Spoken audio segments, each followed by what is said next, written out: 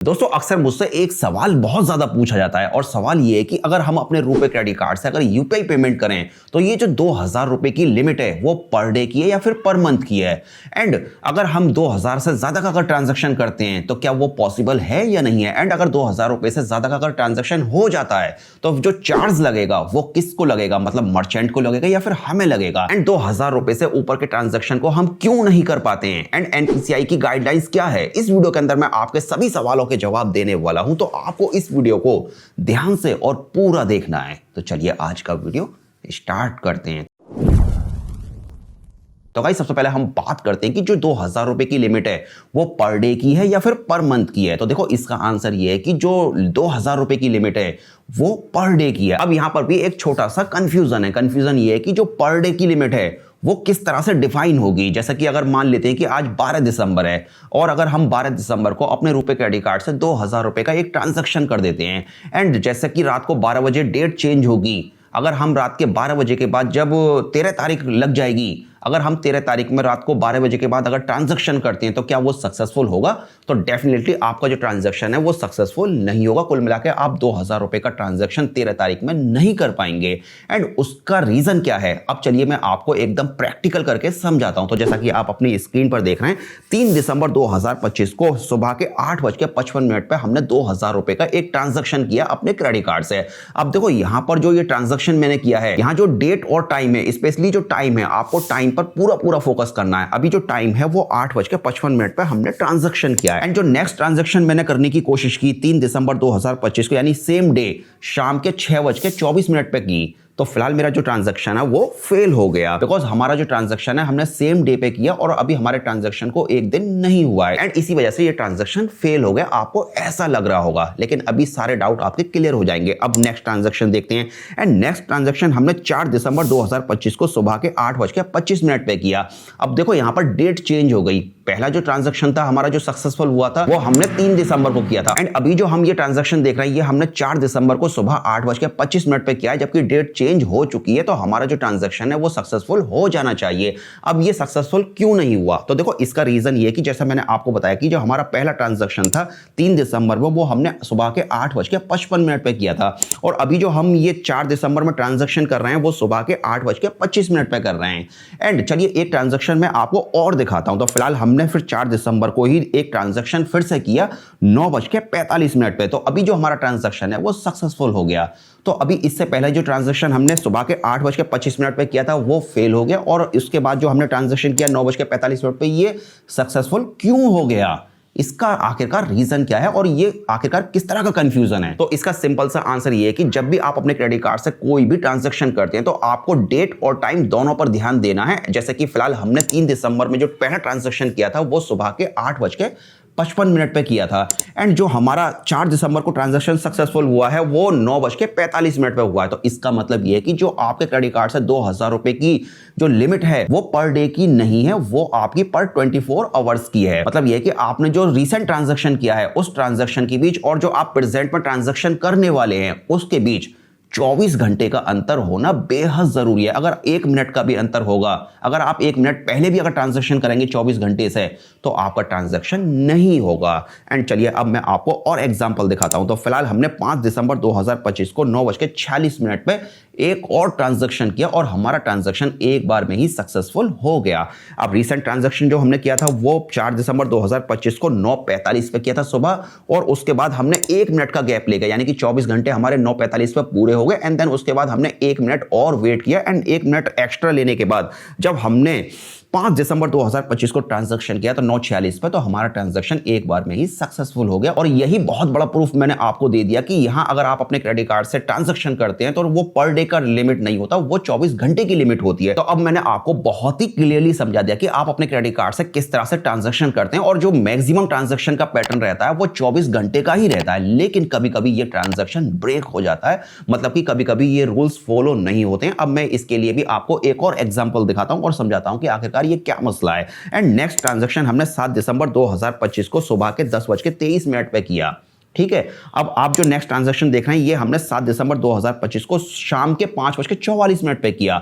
अभी जो मैंने पहले ट्रांजैक्शन दिखाए थे स्टार्टिंग में वो 24 घंटे के पैटर्न पे काम कर रहे थे एंड अभी जो मैंने आपको ये दो ट्रांजैक्शन दिखाए वो सेम डेट पर ट्रांजैक्शन मैंने किए हैं और यहाँ हमें 24 घंटे का पैटर्न भी देखने को नहीं मिल रहा। तो फिर आखिरकार ये ट्रांजैक्शन हमारा कैसे सक्सेसफुल हुआ?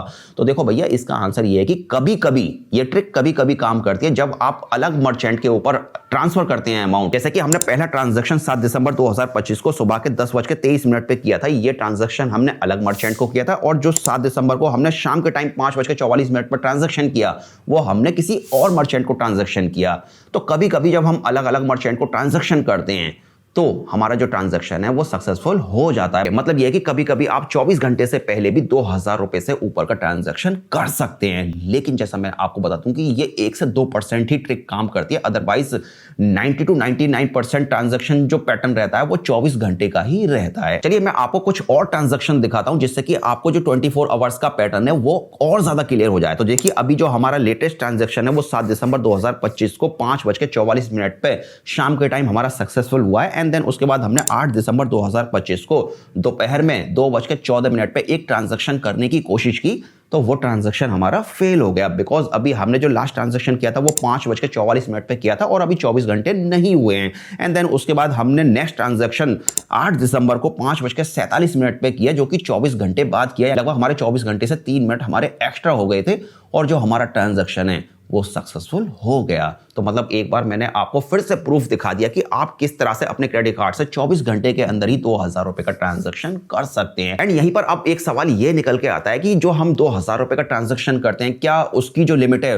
वो एक मर्चेंट की है या फिर अलग अलग मर्चेंट की है? तो देखो, इसका क्लियरली आंसर ये है कि अगर आप जो 2000 रुपए का ट्रांजैक्शन कर रहे हैं, चाहे तो आप 100 रुपए करके 10 मर्चेंट को कर दें या आप एक ही मर्चेंट को 2000 रुपए का ट्रांजैक्शन कर दें, कुल मिला के आपके क्रेडिट कार्ड के ऊपर जो लिमिट सेट है 2000 रुपए की वो पूरे 24 घंटे की है। अब चाहे एक मर्चेंट के ऊपर 2000 रुपए स्पेंड करें या फिर अलग अलग मर्चेंट के ऊपर ट्रांजैक्शन करें।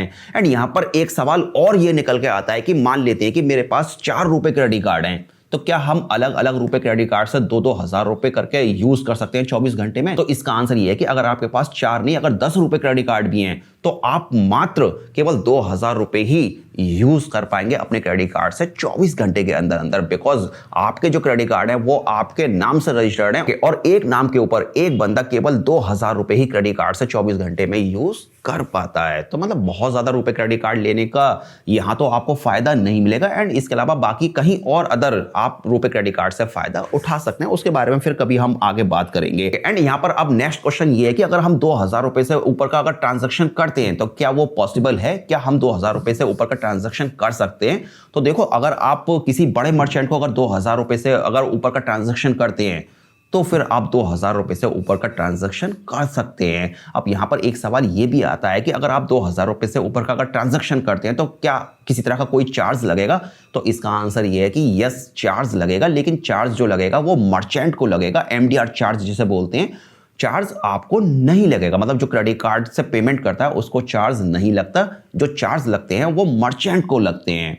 अब ये जो चार्ज कितने लगते हैं, यानी कि फोन पे, पेटीएम और गूगल पे और भी बहुत सारी पेमेंट की एप्लीकेशन है, सब एप्लीकेशन के अलग अलग MDR चार्जेस होते हैं। एंड उस टॉपिक के ऊपर मैं ऑलरेडी बहुत डिटेल में एक वीडियो बना चुका हूं एंड उस वीडियो का लिंक आपको वीडियो के डिस्क्रिप्शन में मिल जाएगा। एंड उस वीडियो के अंदर आप जान सकेंगे कि किस एप्लीकेशन के ऊपर मर्चेंट को कितना चार्ज लगता है। अगर आप एक मर्चेंट है तो वो वीडियो आपके लिए बहुत ज्यादा यूजफुल होने वाली है। एंड यहां पर लास्ट क्वेश्चन ये आता है कि जो 2000 रुपए की ये लिमिट है, आखिरकार इसका कंसेप्ट कहां से आया? आखिरकार हम 2000 रुपए से ऊपर का ट्रांजैक्शन क्यों नहीं कर पाते हैं? तो देखो, यहां पर सबसे पहली बात तो यह है कि NPCI की भी गाइडलाइन यह है कि अगर एक स्मॉल मर्चेंट है तो वो केवल 2000 रुपए तक ही एक्सेप्ट कर सकता है 24 घंटे के अंदर। और उसका रीजन ये है कि बहुत से ऐसे मर्चेंट होते हैं जो स्मॉल मर्चेंट होते हैं, बहुत ज्यादा टेकी नहीं होते, मतलब उनको नॉलेज बहुत ज्यादा नहीं होती है। और मान लेते हैं कि यार कोई ठेले लगा के खड़ा हुआ है मूंगफली वाला, और अगर आपने मूंगफली वाले को अगर 2000 रुपए से ऊपर का ट्रांजैक्शन कर लिया, मान लेते हैं कि कोई ऐसा सिनेरियो बनता है कि आप 2000 रुपए से ऊपर का उसको ट्रांजैक्शन कर देते हैं।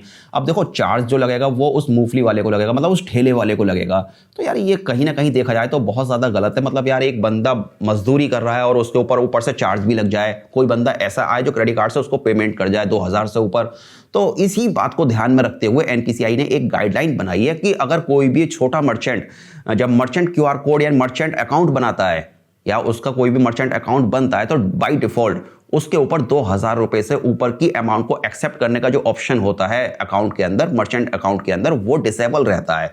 मतलब अगर वो मर्चेंट चाहे तो उसको एक्टिवेट कर सकता है और वो 2,000 रुपए से ऊपर का ट्रांजैक्शन ले सकता है, बट एनपीसीआई की गाइडलाइंस के अकॉर्डिंग वो बाय डिफॉल्ट डिसेबल रहता है। और मेरे हिसाब से इसमें किसी तरह की कोई गलत बात नहीं है। अगर आप एक मर्चेंट हैं और आप चाहते हैं कि आप 2,000 रुपए से ऊपर का ट्रांजैक्शन एक्सेप्ट करें, तो ये चॉइस आपकी है। आप एमडीआर चार्ज पे करके 2,000 रुपए की जो लिमिट है उसको हटा सकते हैं।